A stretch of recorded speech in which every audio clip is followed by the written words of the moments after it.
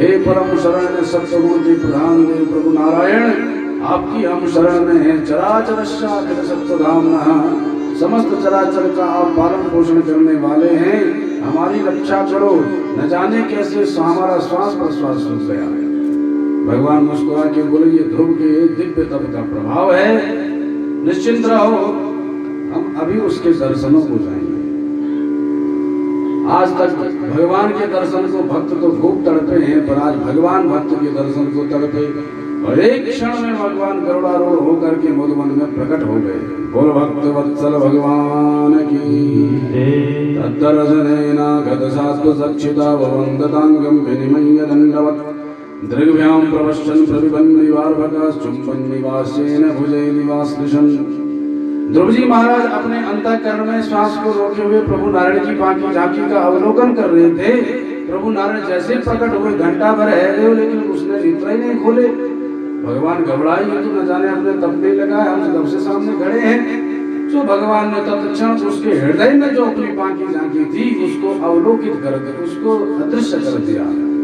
और भगवान की चतुर्भुजी मूर्ति जो ही हृदय से अदृश्य हुई, छटपटाते हुए हड़बड़ाते हुए ध्रुव जी ने नेत्र खोले तो सामने वह मूर्ति साक्षात दिखाई पड़ी और भगवान के चरणों में साष्टांग प्रणाम किया। एक क्षण में पहचान गए, बाबा नारद ने इन्हीं के बारे में बताया था।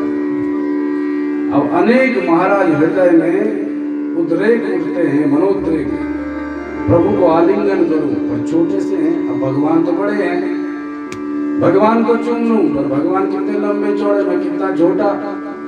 अरे कुछ ना कर सकूं, स्तुति तो करूं, पर आता जाता कुछ नहीं। अभी तक तो नर्सरी में भी दाखिला नहीं हुआ था, क्या स्तुति करूं। अरे मेरी तो मति मारी गई। मैंने बाबा नारद से ये भी नहीं पूछा कि भगवान आ जाएंगे तो स्तुति क्या करूंगा। अब भगवान तो अंतर्यामी है। जो ध्रुव के हृदय के भाव को समझा, भगवान ने अपना वेदमय पांचजन्य शंख उसके गाल से स्पर्श करा दिया। और जो ही ध्रुव महाराज के गाल से भगवान का दिव्य शंख स्पर्श हुआ, सारा वेद वेदांत उपनिषद ध्रुव जी महाराज को कंठस्थ हो गए। बोल भक्त वत्सल भगवान की। भगवान के चरणों में प्रणिपात करते हुए दिव्य स्तुति गान करने लगे ध्रुव जी। योऽन्तः प्रविश्य मम वाचमिमां प्रसुप्तां संजीवयत्यखिल शक्तिधरा स्वधाम्ना अन्यास हस्तशरण श्रवणत्वगादि प्राणान्नमो भगवते पुरुषाय तुभ्यम्।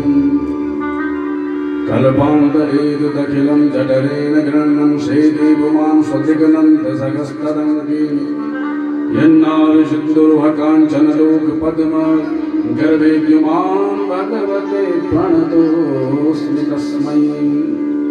हे प्रभु, आप ही सबके हृदय में आत्मा रूप में विराजमान रहते हो। आत्मा के प्रकट होते ही इंद्रियां, मन आदि समस्त सक्रिय हो जाती हैं, सजीव हो जाती हैं। आत्मा के पृथक होते ही सब निर्जीव हो जाते हैं। इसलिए वाणी मन आदि को संचालित करने वाले आप ही हो, सजीव करने वाले आप हो। ऐसे हे प्रभु, आपको मैं बारंबार प्रणाम करता हूँ। हमने आपको पहचान लिया। भगवान बोले, क्या पहचाना? बोले, मैंने पहचान लिया, आप वही नारायण हो जो प्रलय कालीन जल में एक मात्र रह करके उस अथाह जल राशि में सहज करते हो और अंत लोकत का आपके ही नाभि प्रदेश से कमल उत्पन्न होता है, जिसमें चतुर्मुख चतुरानन ब्रह्मा जी प्रकट हो जाते हैं। हे प्रभु, ब्रह्मा जी को भी आश्रय देने वाले परम आश्रय हे प्रभु, आपको मेरा प्रणाम है। बड़ी दिव्य भव्य स्तुति गाई। भगवान बोले, मैं जानता हूँ तुम मेरी तपस्या क्यों कर रहे थे। पिता की गोद में बैठना चाहते हो, जाओ 36,000 वर्षों तक इस पृथ्वी पर उपभोग करो, ये मैं वरदान देता हूँ।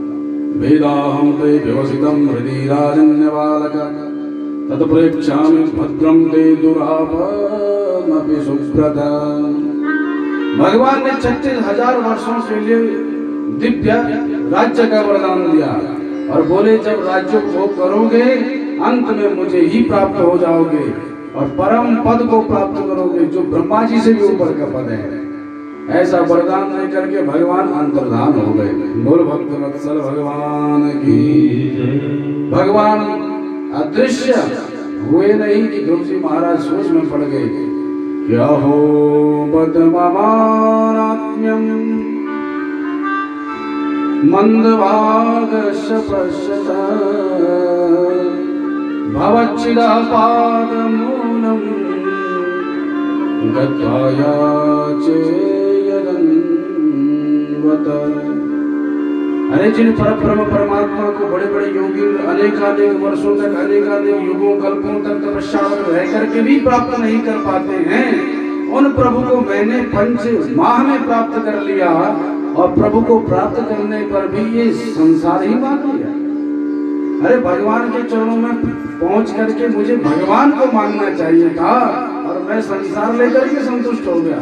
वास्तव में सरस्वती मैया ने मेरी बुद्धि हरण कर ली, मैं तो ठगा गया प्रभु के सामने। पर प्रभु ने दर्शन दिए हैं, यही मन में संतोष करके अब घर को लौट चले। अद्भुत आश्चर्य प्रभु की कृपा का कि जिस सुरुचि मैया ने हाथ पकड़ करके दूर फेंका था, जैसे ही राजमहल में प्रवेश करने लगे ध्रुव जी, वही सुरुचि सबसे पहले तोड़ करके आई और ध्रुव जी को आलिंगन किया। आओ बेटा आओ आओ आओ आओ। महाराज उत्सव मनने लगे ध्रुव जी के शुभागमन पर। ध्रुव जी आश्चर्य में पड़ गए। वास्तव में प्रभु की कृपा अद्भुत है। जो मुझे पहले प्रताड़ित करते थे, मुझसे ईर्ष्या करते थे, मुझसे प्रेम नहीं करते थे, आज वही सबसे पहले मेरा स्वागत कर रहे हैं। सत्य है, जिस पर प्रभु की कृपा हो उस पर सभी कृपा करते हैं। जहाँ पर कृपा राम की होई, जहाँ पर कृपा राम की होई, जहाँ पर कृपा राम की होई, जहाँ पर कृपा राम की होई, जहाँ पर कृपा करे सबको,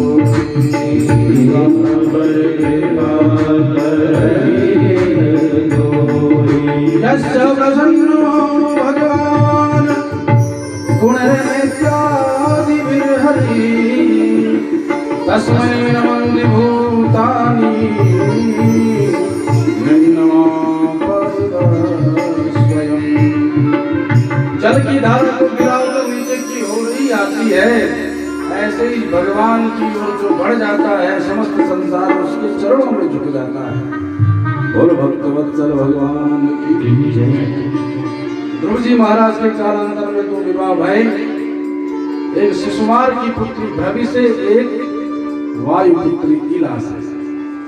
भ्रवि के गर्भ से ध्रुव जी महाराज के 2 पुत्र हुए, कल्प और वत्सल।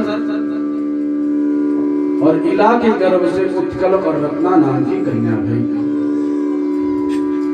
उत्तम भी बड़े हो चुके थे सुरुचि नंदन, और एक दिन हिमालय पर पहुंचे यक्षों ने मार डाला। ध्रुव जी को पता चला तो भीषण संग्राम हो गया। हमारे भाई को मारने वाले, ऐसा हमारा नरसंहार ध्रुव जी महाराज ने किया। दादाजी मनु ने आकर के समझाए, बेटा कहाँ प्रभु को प्राप्त करने वाले तुम महाभागवत की नरसंहार में कहाँ से लग गए? अरे ये मारना काटना तो ये सबसे निकृष्ट कर्म है, और जिस यक्ष ने मारा होगा वो तो कब का मर गया, उसके कारण तुमने न जाने कितनों को ठिकाने लगा दिया। अलम, अब बस अब घर को जाओ। अब दादाजी कह रहे हैं जो तत्क्षण आज्ञा का पालन किया। जो कुबेर भगवान है प्रसन्न हो गए और वरदान मांगने को कहा ध्रुव जी से, हे ध्रुव जी हम आपसे बड़े प्रसन्न हैं, पितामह की आज्ञा का पालन किया है आप। तो ध्रुव जी ने एक ही वरदान मांगा कि प्रभु जब भगवान मेरे सम्मुख आए थे तो मैं संसार लेकर के संतुष्ट हो गया, अब मैं सजग सावधान हूँ, एक ही वरदान दो। कुबेर भगवान बोले, बोलो क्या चाहते हो? तो मांग लिया कि नमामि नारायण पाद पंकजं, वदामि नारायण नाम निर्मलं, करोमि नारायण पूजनं सदा, स्मरामि नारायण तत्त्वमव्ययम्।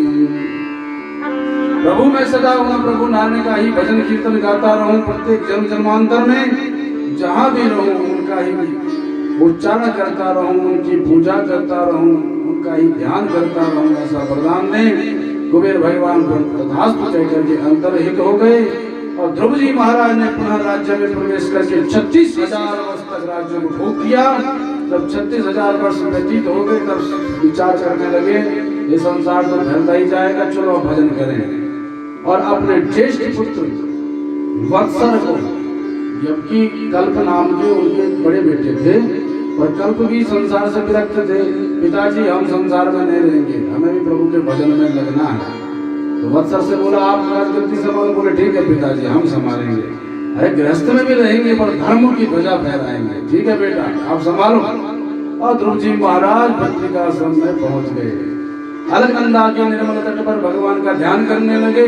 संध्योपासन करते हैं, प्रभु का ध्यान करते हैं। उसका प्रभाव यह हुआ कि 3-4 दिन ही बीते थे कि दिव्य विमान आकाश मंडल से हरि के पार्षदों सहित प्रकट हो गया। बोल भक्त वत्सल भगवान की